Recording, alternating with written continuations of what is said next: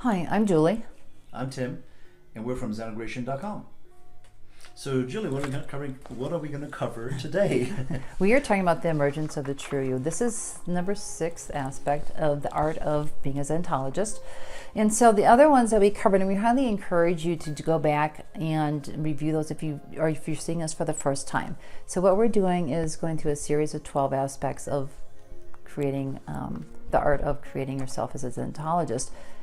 And they all build on each other. So we started out with sacred pace, then we went into grounding, present moment, clarity, and then opening up to the invitation to creativity. And then number 6 is we're talking about the emergence of the true you, your authentic self.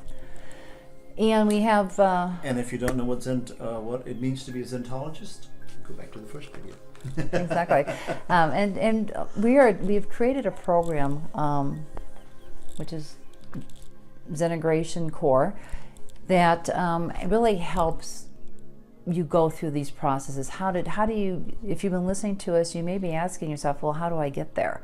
That's what Zentegration Core does. It gives you some very practical steps of how to peel off the onion, how to peel off the layers. It's actually a training program that will allow you to have practical things you can do in every one of these topics, and we're going to go much deeper in every one of them. So this is just the tip of the iceberg. We're just going to let you know what we're covering, so you can, if it resonates with you, you can continue to follow what we do, and we'll continue to share for you.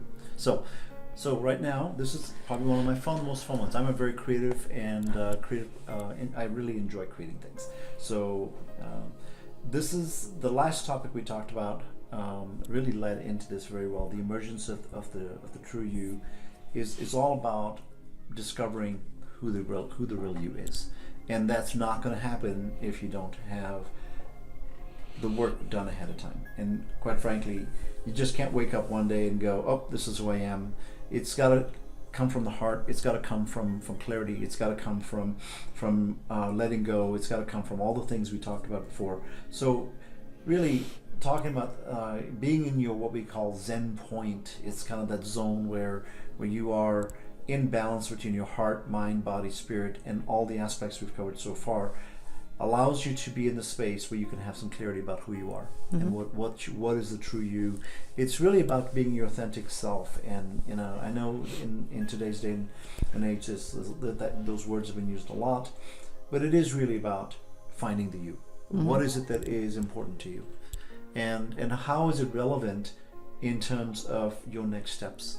Because it is about realizing that your life maybe is like ours. We've gone through a lot of things in our lives to be where we are today, and we had to let go on a lot of things that was not ours. It's not our baggage. It was either social or cultural or other baggage that was just not ours, and we had to understand that those limitations, and even our brain kicking in, counting all the beans of all the things that you can't do, you haven't done, looking backwards in life as opposed to your heart being in the now, creating that space for you to be you. So the emergence of the true you is really about what's going to bring this together. So you want to add to and expand on that?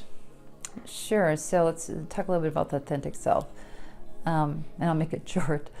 When I work a lot with women, so what women do a lot is we like to take care of people and we like to make them happy, and in that process we completely forget about ourselves. And what I want you to really understand is that if you cannot be authentic with yourself, if you cannot shed off all those layers, if you can't move beyond the pretenses, it's like this analogy, we need to take off all of our makeup and we need to stand there naked and be really comfortable with that so people can really see us. That's being authentic. And not that you have to go out being naked, I'm just saying, but to really allow people to see our inner hearts and our inner souls.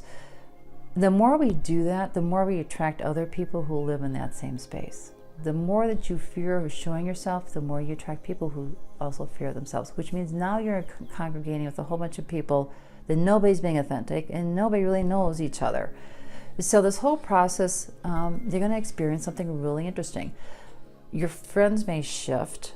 You will get insights on either how to be different at your workplace or with your family or with your social groups, or they'll change. There'll be a new job. You'll get a bug to just go move across country because it feels good there.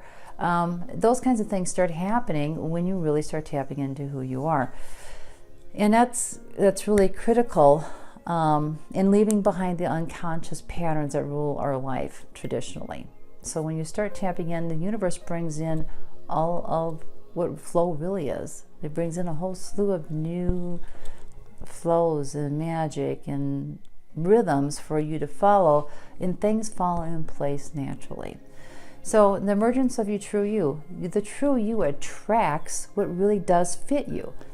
And that's really kind of it in a nutshell. It's like the true you will bring forth all of those things that nurture and support you support where you need to be.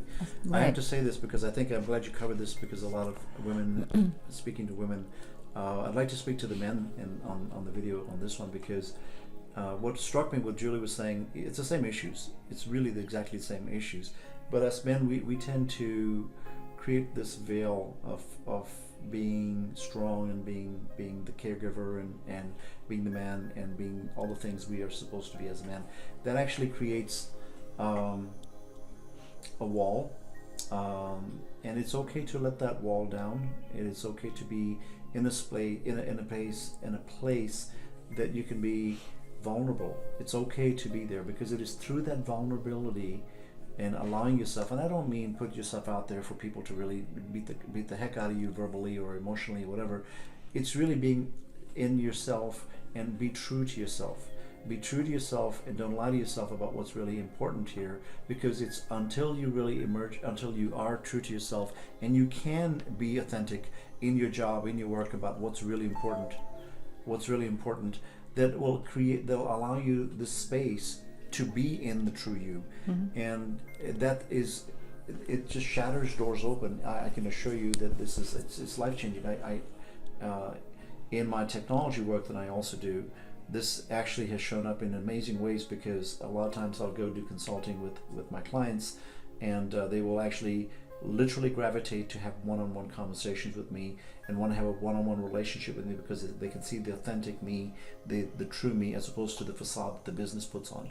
And they are really, it has generated more business and more opportunities for me, because I have attracted people who are looking for authentic. And it's also the flip side, which is we have partnered, for example, Julie and myself coming together, we have created this program, we've created a lot of other programs. Julie's written some books on this. It's really the creative you comes out when you're in your authentic self, and the true you is amazingly creative. Mm-hmm. So anyway, just want to cover that aspect of it as well from a male perspective, and let's see if we got any other topics to say. Yeah, so as with the modules that we've shared with you, please tell us your greatest, hardest, most difficult thing that you bump up against to try and get to the authentic you. What is the one thing, that one last crack against your shell that you are really struggling with, so we can really start answering some of your questions at a deeper level. And then we'll also do our best to try and bring as much of that as possible into the core program. I'd say for those of you who haven't been going against the wall and hitting and looking for that, not that last crack, the first crack, you want to know how to start. This is for you as well. So, that's true. So please put some questions on the website, so we can answer some questions both in video form as well as in social media format. So what's next, Julie? What are we going to talk about next? Okay, the next one coming up is being mysterious. That'll leave you. It's the cliffhanger for today. Being mysterious. What does that look like? Bella Lucuda. Bella Lucy. So thank you so much again for joining us. I'm Julie. And I'm Tim, and we're from Zentologist.com. Thanks for joining us.